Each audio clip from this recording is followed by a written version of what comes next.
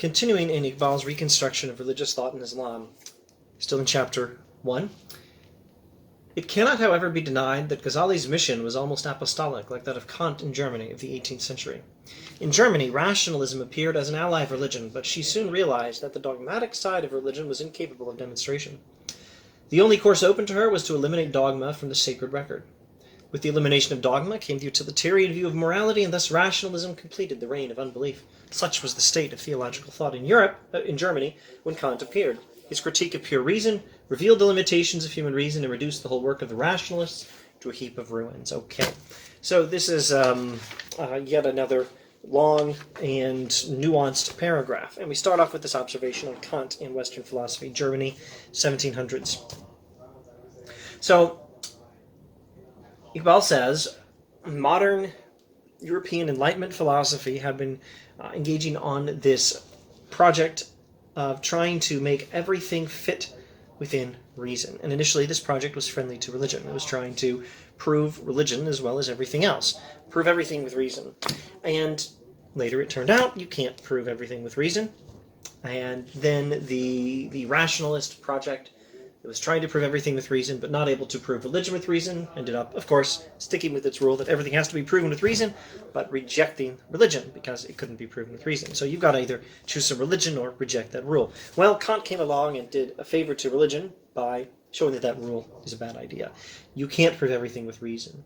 Kant's critique of pure reason showed that reason cannot prove everything. Reason has its limitations. There's a whole lot reason can't know. All right, so we start off with this friendly remark on Kant about how Kant is friendly to religion. But let's keep reading. Ghazali's philosophical skepticism, which, however, went a little too far, virtually did the same kind of work in the world of Islam in breaking the back of that proud but shallow rationalism which moved in the same direction as pre-Kantian rationalism in Germany. There is, however, one important difference between Ghazali and Kant. Kant, consistently with his principles, could not affirm the possibility of a knowledge of God. Ghazali, finding no hope in analytic thought, moved to mystic experience and there found an independent content for religion. So, Al Ghazali is kind of like Kant. He exposed the failure of these philosophers to try to fit everything within the bounds of reason to be able to do so. Showed that they really can't, thereby freeing us for a religion that does not answer to these particular rationalistic standards.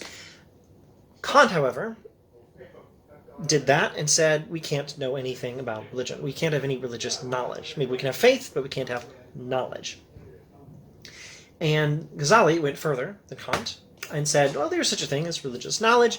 It doesn't come by the way these rationalists are trying to make it happen. No, not the way of the philosophers, but the way of mystical experience is how we get religious knowledge. We can have knowledge not by building up knowledge of God through reason, but we can have knowledge of God through mystical experience of God. Now, this is, well, it's a nuanced paragraph. We've moved from this friendly remark on Kant to a sort of critique of Kant and a preference for Al Ghazali in Islamic philosophy. But now, keep reading. In this way, he, that is Ghazali, Al Ghazali, succeeded in securing for religion the right to exist independently of science and metaphysics. Yay! But the revelation of the total infinite and mystic experience convinced him of the finitude and inconclusiveness of thought and drove him to draw a line of cleavage between thought and intuition. So there's those words again, thought and intuition. Roughly, thought refers to reason and logic and building up through a rational analysis, a logical account of things that can constitute knowledge. Intuition refers to knowing something directly, and as applies to God, thought would be trying to get to knowledge of God by a slow process of logic building up from whatever our first principles are, and intuition would refer to mystical experience by which we know God directly. So, Ghazali, recognizing the difficulty of reason proving everything in theology, did what Kant did and recognized that reason itself has its limitations and doesn't have to prove everything. But he went farther than Kant and recognized, yeah, you can still have knowledge of God. Not the way these philosophers are trying to get knowledge, no, but you can get knowledge of God through experience of God, mystical experience of God. And then Iqbal, commenting on Ghazali, further says, well, Ghazali also made a mistake here. He made the mistake of separating thought and intuition. He failed to see that thought and intuition are organically related, and that thought must necessarily simulate finitude and inconclusiveness because of its alliance with serial time. The idea that thought is essentially finite, and for this reason unable to capture the infinite, is based on a mistaken notion of the movement of thought in knowledge. Okay, so we'll have to explain something here in a moment, but first, let's explain something else, something that has to come first. What's the critique of Al Ghazali? Roughly, it's this. Al Ghazali very properly said you can still have knowledge of God and pointed to the usefulness of intuition, or in this case, direct knowledge of God. Mystical experience of God as a way of knowing God. That's all very fine. That's good. But he thought that thought, or this reasoned process of building up knowledge from first principles, is not a good way of learning anything about God. So he recognized the possibility of religious knowledge by one particular means, but not by another. And the whole point of this book is to recognize that these two distinct means of trying to achieve knowledge have to be integrated. And again, those means are thought and intuition, or building up knowledge by logical analysis of, and drawing logical conclusions from our first principles. That's one way of getting knowledge, and the other way is direct apprehension of God, mystical experience of God. That's how we can get some knowledge of God. But you're not supposed to separate these things. We're supposed to have both. And it's not only both, they're supposed to be integrated. Now, how is that supposed to work? Well, more later. We're working on it. Iqbal will explain some of this in all the other pages of Chapter 1, and he'll add to it in subsequent chapters. Okay, so what do I need to explain next? The idea that thought is essentially finite, and for this reason unable to capture the infinite, is based on a mistaken notion of the movement of thought in knowledge. Let me skip a few lines and read a little more and then try to explain this.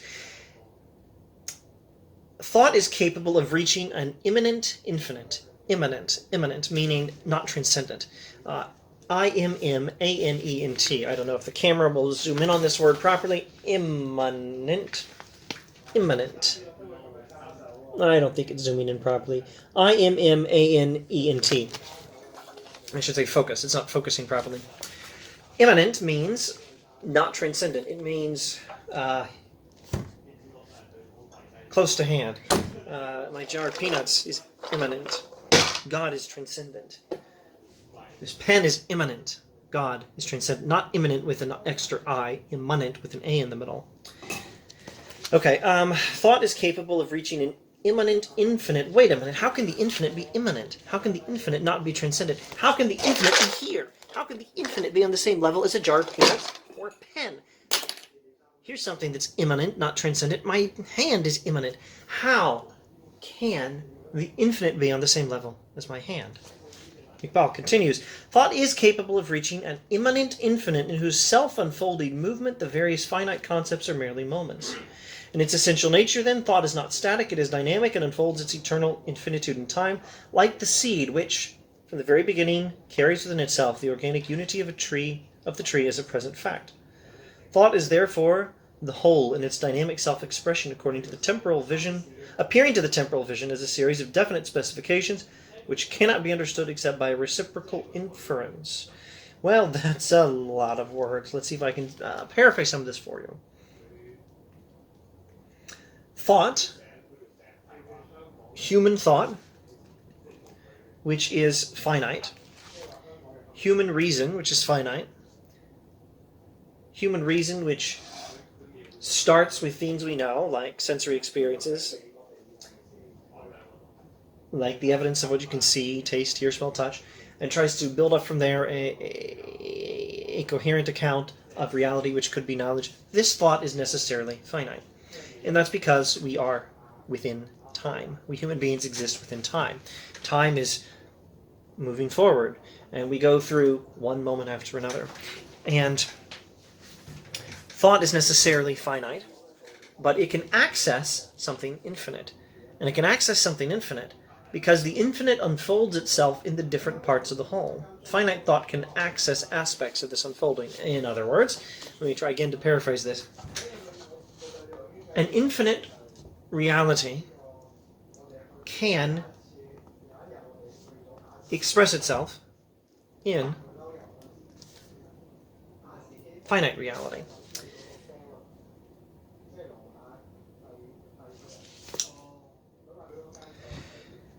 God is infinite.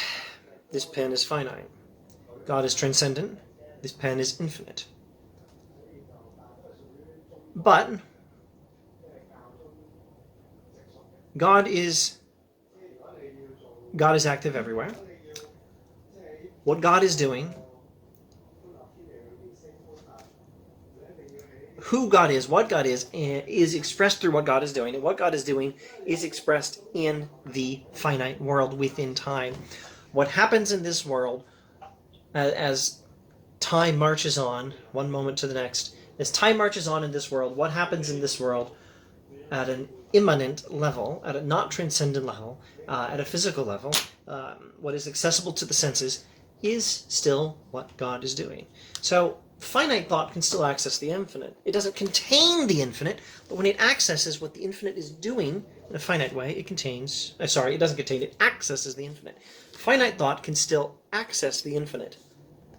Not contain it, but access it, because what the infinite is doing is partially within the finite. Let me rephrase that. Human thought, human processes of reasoning can access an infinite reality, in this case, of course, God. Even though human thought is finite, we cannot expect human thought to contain the infinite, but human thought can access the infinite, because the finite things we access are themselves expression of that infinite. In other words, let me see if I can just make this a little more straightforward. The world of our experiences, which we understand with our finite capacities for reason, the world of our experiences, which is a very finite world, and a world of which we have very finite experiences, and very finite abilities to experience and interpret and understand, all of this is just a part of what God is doing. And so when we know this, we are actually knowing God. We're not containing God. The finite mind cannot contain the infinite God, but we are accessing God because God works through these finite processes in creation. Skipping a bit, both Kant and Ghazali failed to see that thought in the very act of knowledge passes beyond its own finitude, etc., etc. Well, I think this video having gone on some time, I will just paraphrase the next paragraph. I was going to do the next paragraph and wrap up these introductory remarks. We're still in the introductory remarks to Chapter 1. Let me just paraphrase some of this paragraph. He talks about how Islam in his time, and in the recent history which was his time, the history which in his time was recent, how Islam in, let's say, early 1900s, late 1800s, Islamic civilization has been spiritually moving towards the West. That's his phrasing, spiritually moving towards the West. And there's nothing wrong with this, he says, because Western thought, for a few centuries now, has been busily thinking in ways that themselves came from Islam. European culture on its intellectual side is only a further development of some of the most important phases of the culture of Islam. So Islam is moving towards the West, and Western thought itself is doing stuff it got from Islam, so nothing wrong with that. Islam should totally move towards the West if Western thought is just using stuff that came from Islam in the first place. But there's a danger of getting it wrong. There's a danger of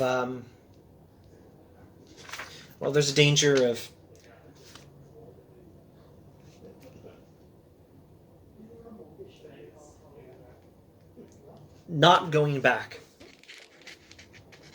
towards those true insights from Islam while we move forward with certain European patterns of thought. And so again, this book is meant to take the ancient insights from Islam and reconsider them in light of new insights from modern European Western culture and modern science.